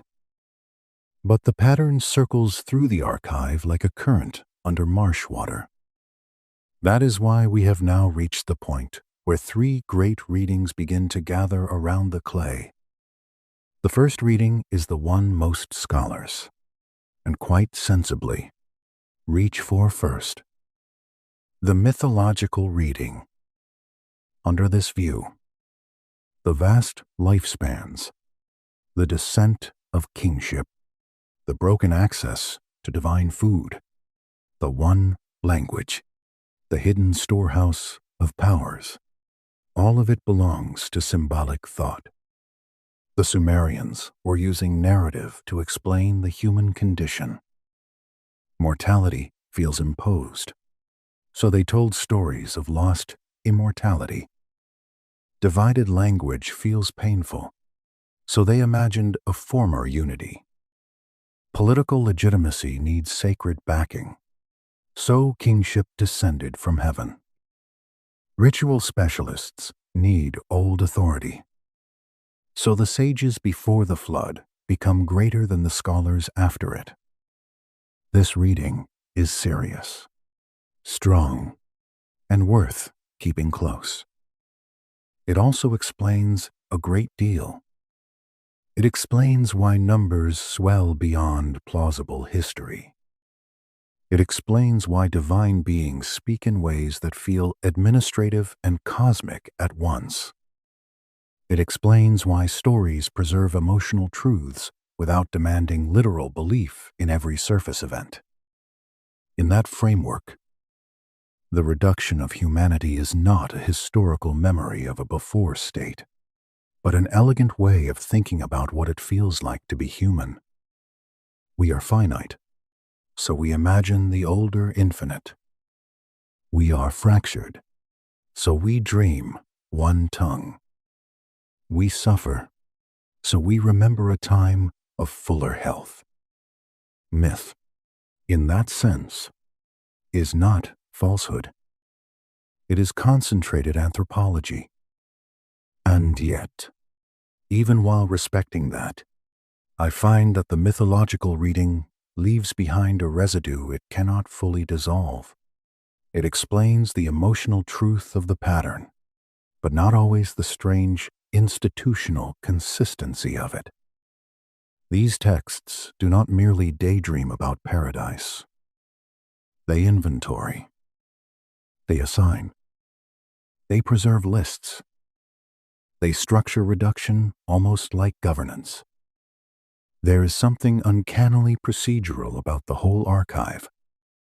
Myth explains much, but it does not remove the chill of administration from the material. The second reading is gentler and, in some ways, wiser. The philosophical one. Here the Sumerian archive is understood as a meditation on the limits built into civilization itself. Human beings live by borrowed powers. Every city depends on fragile continuity. Every law depends on inherited order. Every act of healing confronts mortality. Every language tries and fails to restore full shared meaning. Every scholar works in fragments after catastrophe. In this reading, the 7 reductions become a subtle reflection on culture. Civilization is magnificent, yes, but also downstream. We inherit more than we originate. We stand inside structures older than ourselves. We carry a greatness we cannot fully possess. I like this reading because it honors the intelligence of the scribes without flattening them into either engineers of secret history or makers of decorative myth. It lets the archive breathe as thought. It allows the old texts to ask, what is a human being? What is a city? What is a gift? What does it mean to receive order rather than invent it? And what happens when memory survives catastrophe only in pieces? That is not a small achievement. A civilization able to ask those questions in clay is already more modern than many modern minds. Yet even this reading leaves something still humming under the floorboards. Because the archive does not sound only reflective, it sounds preservational. The old scribes do not merely philosophize. They copy with the urgency of people who believe the exact structure matters. They preserve city sequences, reign sequences, lineages of sages, inventories of powers, and carefully framed moments of refusal and dissent. Philosophical depth is there, yes, but it stands beside an archival seriousness that feels as though something specific is being carried, not just contemplated. Which brings us to the third reading, the one that modern taste tends to distrust the most quickly, sometimes for good reason, sometimes too quickly. The historical memory reading. Under this view, the Sumerian tradition may preserve a dim recollection of a real before state, not necessarily a magical paradise, not necessarily a science fiction empire, but a world in which human capacities, social organization, memory systems, and perceived access to sacred order were once broader, denser, or more integrated than in the later post-flood condition. The language of gods, sage, and descending powers would then be the symbolic dress placed over a memory of genuine difference. This reading does not require foolishness. It does not require saying that every king lived for tens of thousands of years in literal calendar time. It does not require claiming that every myth is a newspaper report. It simply asks whether the archive, across many texts, is preserving the memory of contraction. A contraction caused by disaster, migration, ecological collapse, social reorganization, loss of institution, or the slow narrowing of traditions once held more fully. When framed that way, the idea stops sounding childish and starts sounding almost painfully plausible. Civilizations do lose things. Knowledge does collapse. Long continuity does break. A medical tradition can thin. A language can fragment. A priestly class can inherit rights whose original logic it only partly retains. A people can remember a previous social scale or ritual density as divine proximity. These are not absurd possibilities. They are ordinary history, only seen through ancient eyes. And perhaps that is why the old texts continue to trouble us.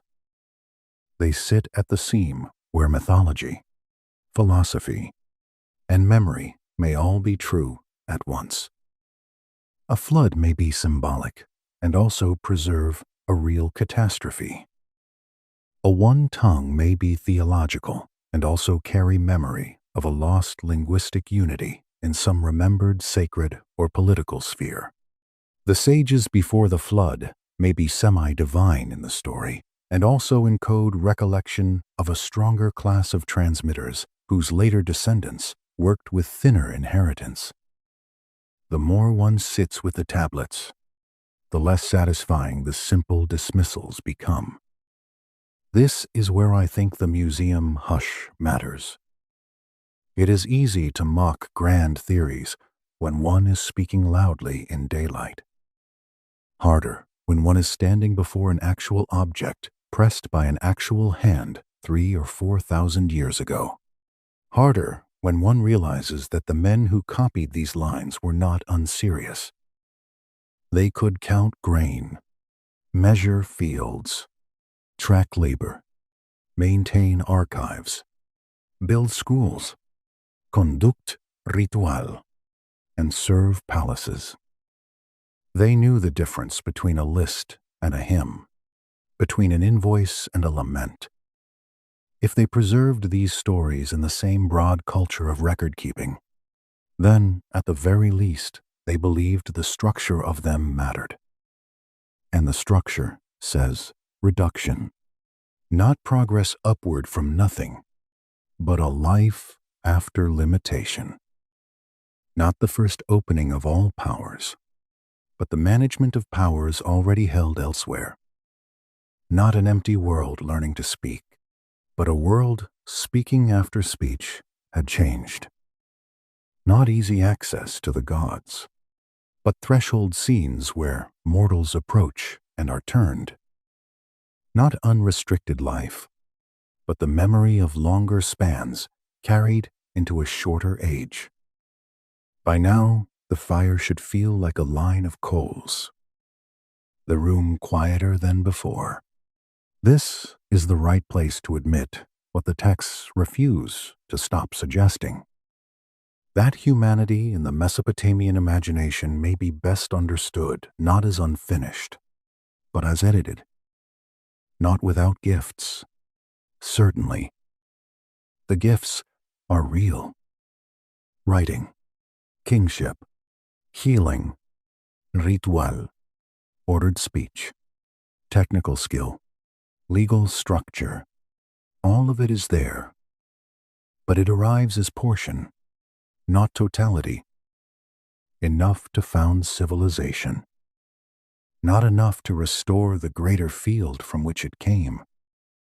The final question, then, is not which of the three readings wins and struts away with the trophy.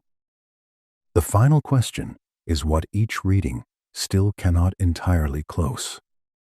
Because whether one calls the reduction mythic, philosophical, or historical, the old clay keeps one pressure alive.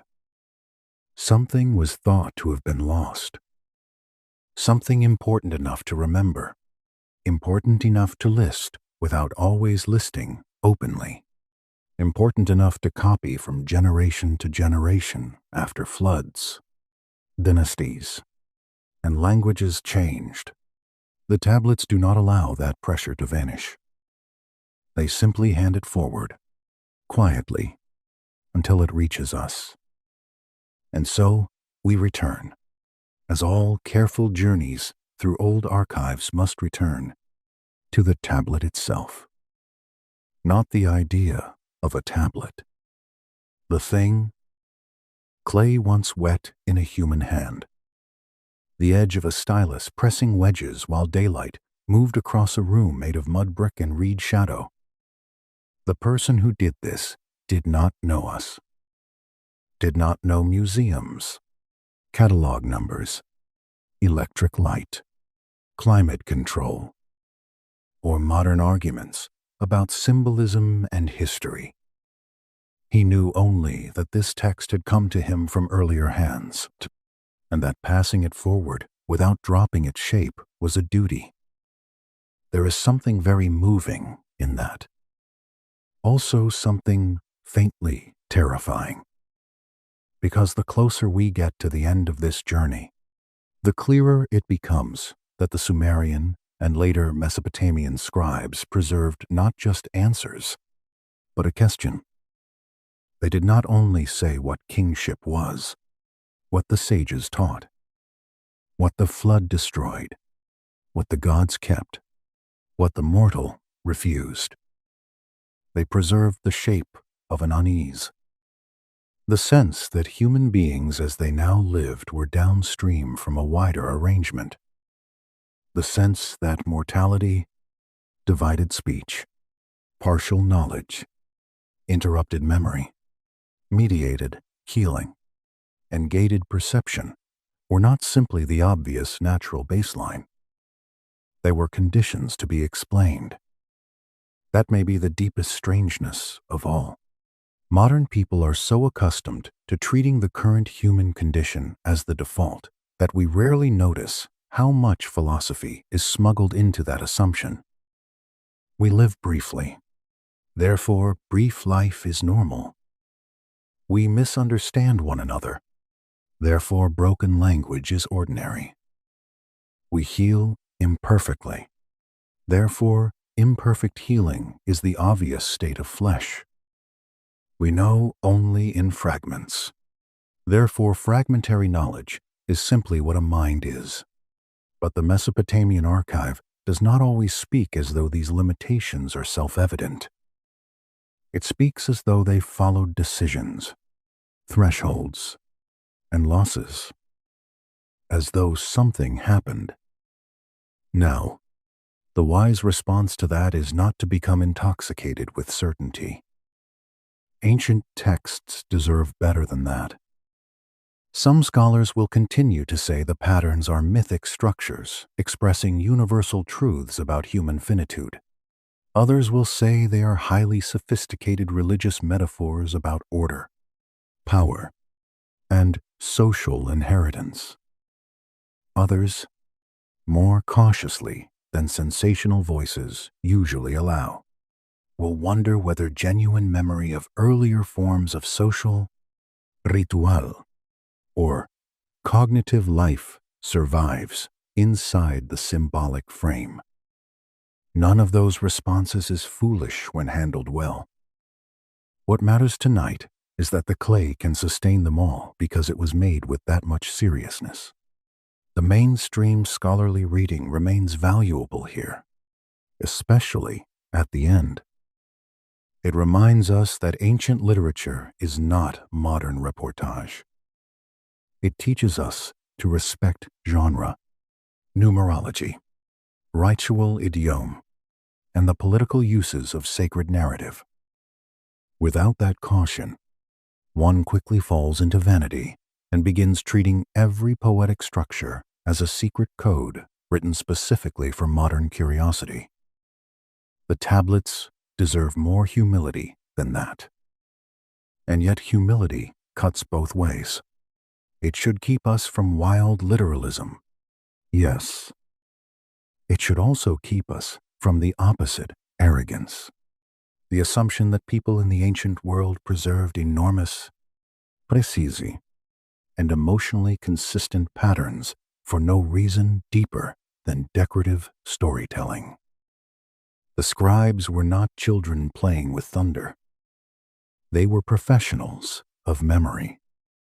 When such people preserve the same architecture of reduction across centuries, the respectful response is not mockery. It is attention. Attention is a kind of reverence.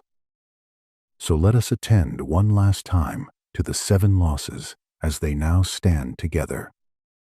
Lifespan, once imagined in a vaster frame, contracts after the flood into the narrower clock of later humanity.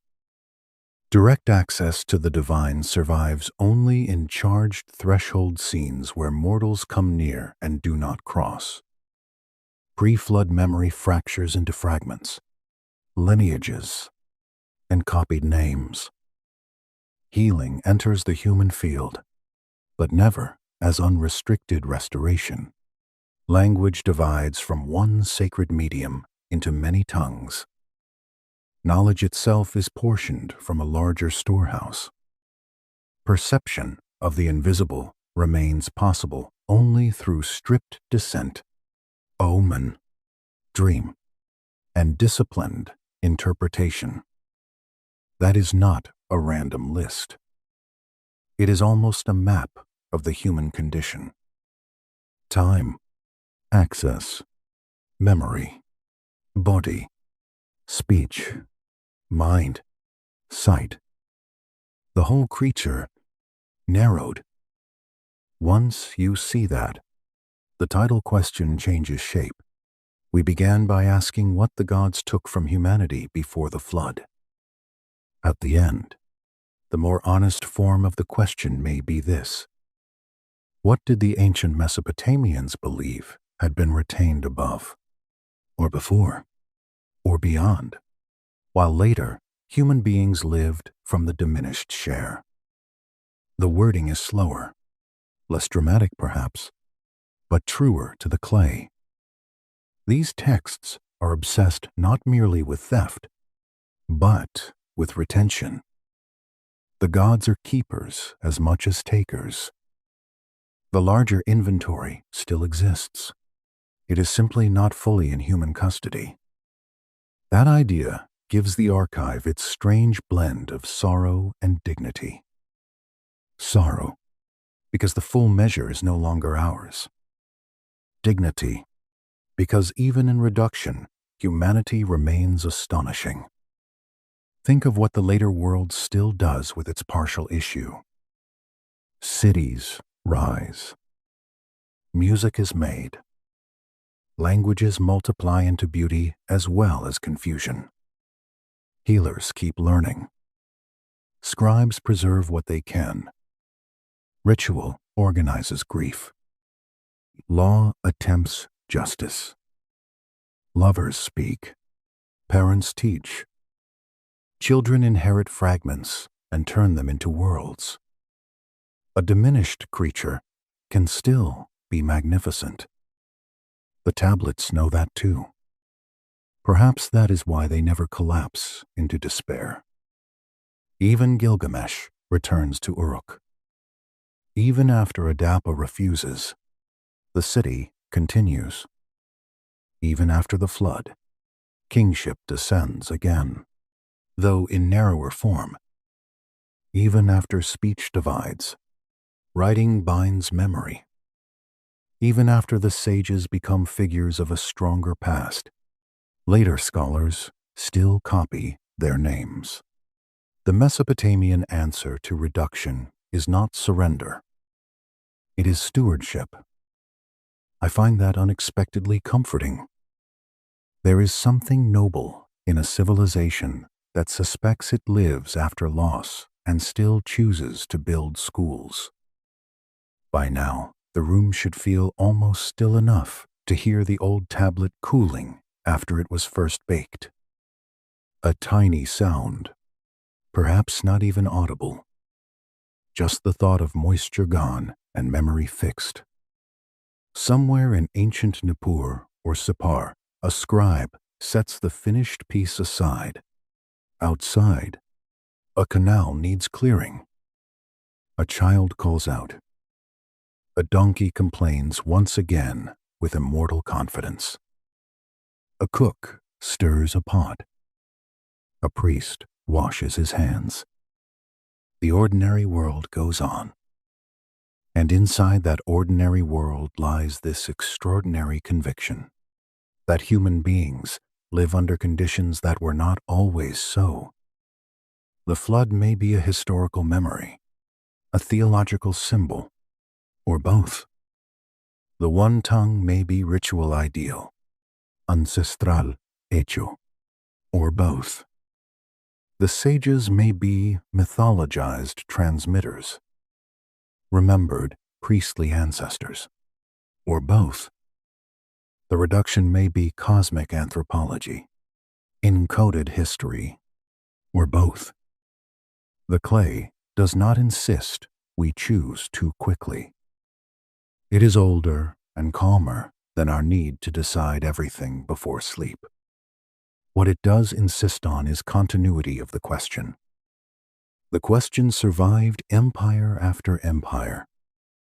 Sumerian into Akkadian, Akkadian into Babylonian, temple schools into libraries, buried ruins into museum storage, damaged signs into modern translation.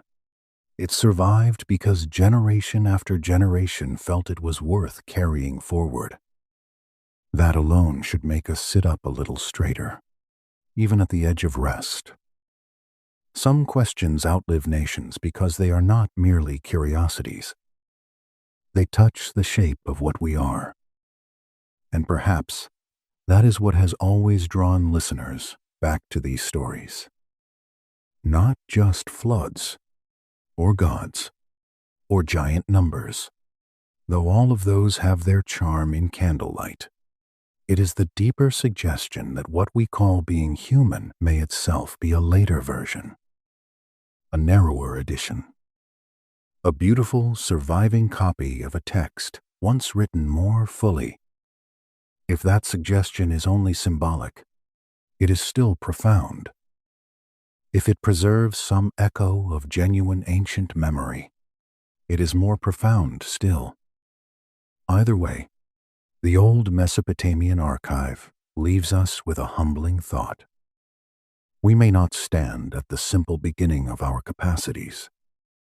We may stand in the long afterlife of a reduction, still carrying enough of the old design to ache for what is missing. So let the question remain where the scribes left it, not solved, but preserved. In the low room, in the lamp smoke, in the marsh wind moving over residue, in the prism behind glass, in the copied sign, in the long shrinking numbers after the flood, in the bowl Adapa refused, in the gate where Inanna surrendered another emblem, in the healer's hands, in the divided tongues of cities, in the deep water under the temple floor where the storehouse waits with more in it than the human world has ever held at once. The fire is almost out now. The clay has said what it can. The rest belongs to your own quiet mind and to the old unresolved pressure that the tablets were built to carry. Sleep with it gently. Let it rest beside you without forcing it into certainty. The scribes did not keep these words alive so that we would rush them. They kept them alive so that the question itself would not drown. Before you let go of the night completely, hold one final image. Not a throne, not a flood, not even a god. Only a shelf in darkness. Tablets stacked edge to edge. Some whole, some chipped, some broken and waiting for hands not yet born. Every one of them a refusal to forget. That may be the real miracle of the ancient world. Not that it believed strange things, but that it cared enough to preserve them carefully, even when they could not be fully explained. That habit, that discipline of carrying forward what exceeds easy understanding, may itself be one of the lost capacities we most need again. The ability to keep mystery without cheapening it, to keep memory without flattening it, to keep reverence without surrendering thought. The old scribes had that balance. They copied kings and medicines, hymns and contracts, omens and laments, practical lists and impossible ages, all into the same broad house of memory. They did not divide the world into modern tidy boxes. They knew that a human life is always lived in several registers at once. Body and spirit, mud and law, hunger and stars, number and prayer. Perhaps that is why their stories still reach us. They were written by people who knew the world was layered, and who suspected the human being was layered too. Good night.